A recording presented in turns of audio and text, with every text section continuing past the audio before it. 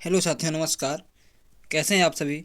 स्वागत है आप सभी का एक बार फिर से आपके परिवार उन्नति क्लासेस में। साथियों, आज है 13 जनवरी। बात करेंगे 13 जनवरी की महत्वपूर्ण करंट अफेयर के बारे में और साथ ही में जानेंगे एसएससी जीडी में आ रहे क्वेश्चंस के बारे में। तो साथियों, शुरू करते हैं आज की करंट अफेयर। वीडियो को पूरा देखिएगा, वीडियो महत्वपूर्ण होने वाला है। और साथियों, अब जो है शुरू करते हैं आज का करंट अफेयर। क्वेश्चन है आज का पहला। इससे पहले यदि आपने हमारे चैनल को सब्सक्राइब नहीं किया है तो प्लीज़ सब्सक्राइब अवश्य कर दें। तो शुरू करते हैं आज का पहला क्वेश्चन।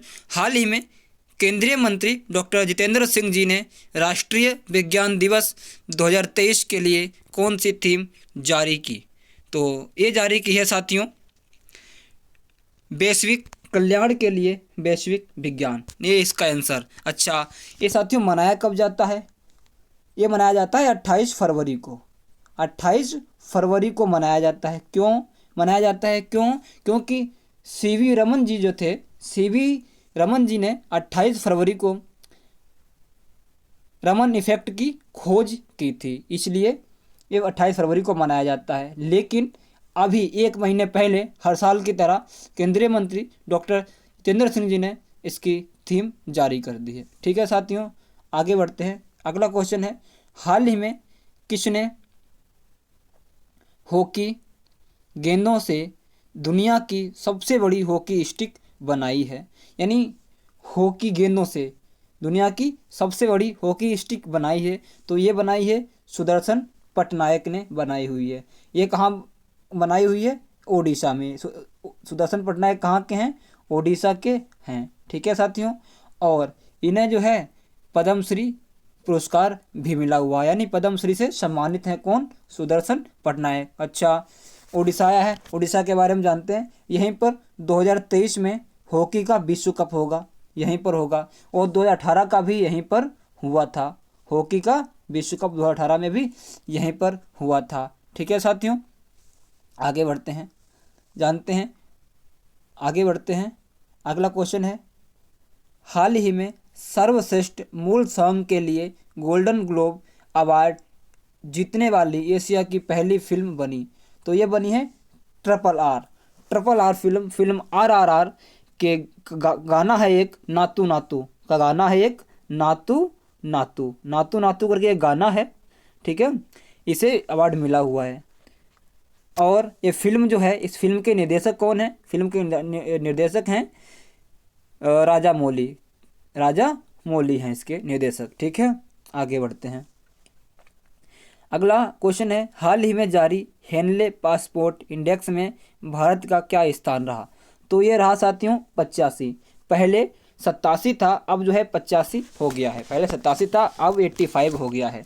अच्छा, पहले नंबर पर कौन सा देश रहा? तो पहले नंबर पर रहा जापान। कौन सा रहा पहले नंबर पर? पहले नंबर पर रहा जापान। यहाँ पर साथियों 193 देशों में 193 देशों में लोग बिना वीज़ा के जा सकते हैं। ठीक है, बिना वीज़ा का मतलब यदि आपके पास यानी जापान का कोई भी व्यक्ति जिसके पास पासपोर्ट है वो दुनिया के किसी भी देश में जा सकता है, उसे वीज़ा बनवाने की आवश्यकता नहीं होगी। ठीक है।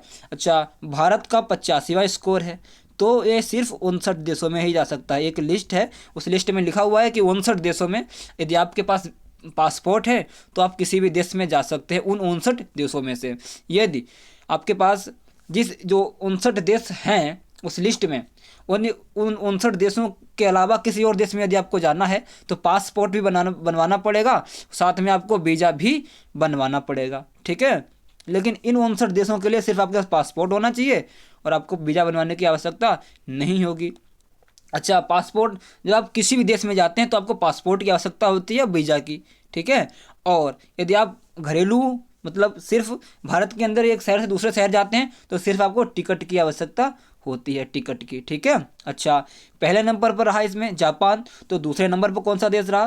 तो दूसरे नंबर पर रहा है सिंगापुर। कौन सा देश रहा दूसरे नंबर पर?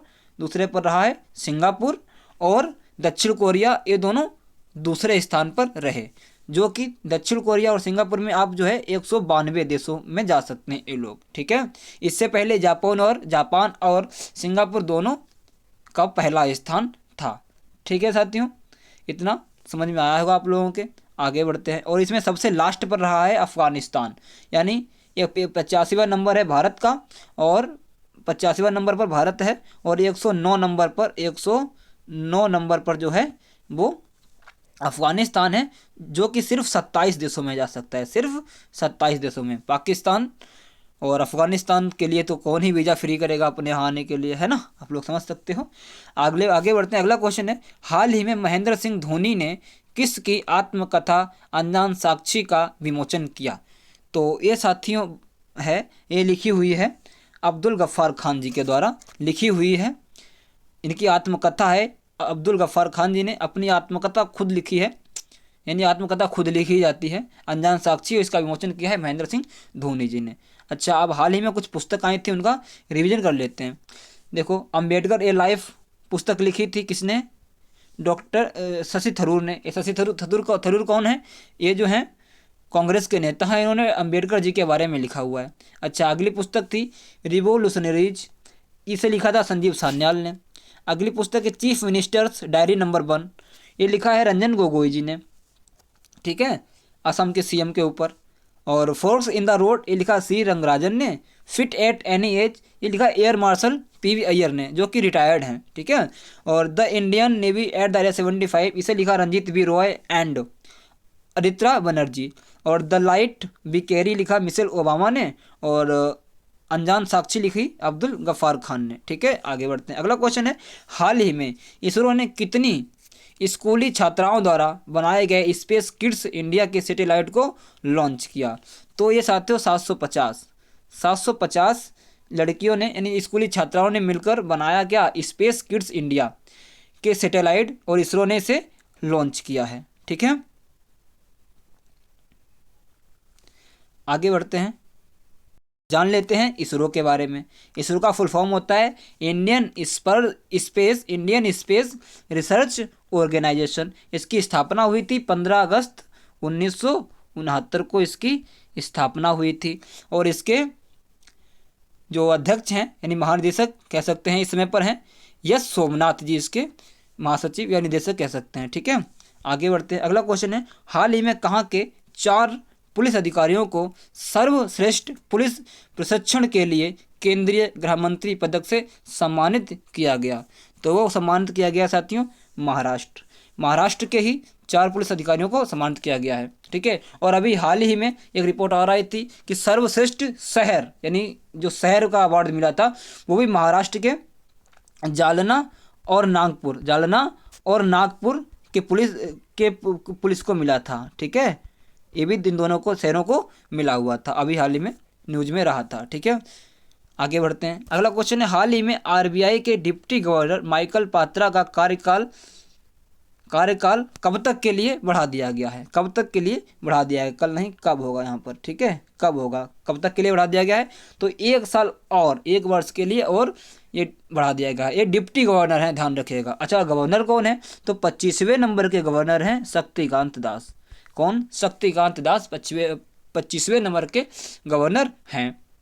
अच्छा, आरबीआई की स्थापना कब हुई थी? तो साथियों, आरबीआई की स्थापना हुई थी 1934 के एक्ट से 1 अप्रैल 1935 को स्थापना हुई थी। इसका हेडक्वार्टर कहाँ है? इसका यानी मुख्यालय है मुंबई में, ठीक है साथियों।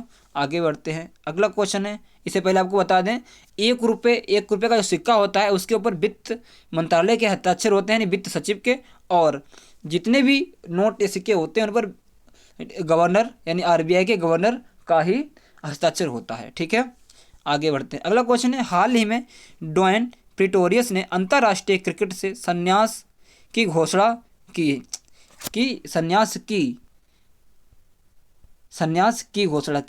है। संन्यास सिटी ने संन्यास की घोषणा की। यह किस देश के ऑलराउंडर खिलाड़ी हैं? तो ये साथियों दक्षिण अफ्रीका के ऑलराउंड खिलाड़ी थे ड्वेन प्रीटोरियस, जिन्होंने अभी अंतर्राष्ट्रीय क्रिकेट से संन्यास की घोषणा कर दी है, ठीक है।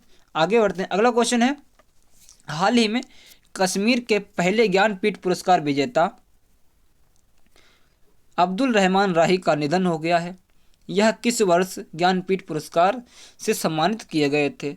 तो ये किए गए थे साथियों कब? 2007 में। ये जब कश्मीर के ज्ञानपीठ पुरस्कार पहले विजेता थे, और अब्दुल अब्दुल रहमान, ठीक है। और एक बड़ी हस्ती थी ये, ठीक है। और बात करेंगे कश्मीर की, तो कश्मीर में ही साथियों श्रीनगर में, कश्मीर की राजधानी श्रीनगर में अभी सीआरपीएफ के जवानों ने छात्रों के साथ, यानी स्कूली छात्रों के साथ सीआरपीएफ के जवानों ने एक महोत्सव मनाया था। उस महोत्सव का नाम था चिल्लई ए कला, चिल्लई ए कला महोत्सव सीआरपीएफ के जवानों ने मनाया था। तो ठीक है साथियों, ये तो थी आज की करंट अफेयर की क्लास। कैसी लगी आपको कमेंट करके आप लोग बताइएगा, आपके कमेंट का इंतज़ार रहेगा, ठीक है साथियों। कमेंट का आपके इंतज़ार रहेगा। मिलते हैं आपको अगली वीडियो में, तब तक पढ़ते रहिए, मुस्कुराते रहिए। हम मिलेंगे आपको अगली वीडियो में। जय हिंद, जय भारत।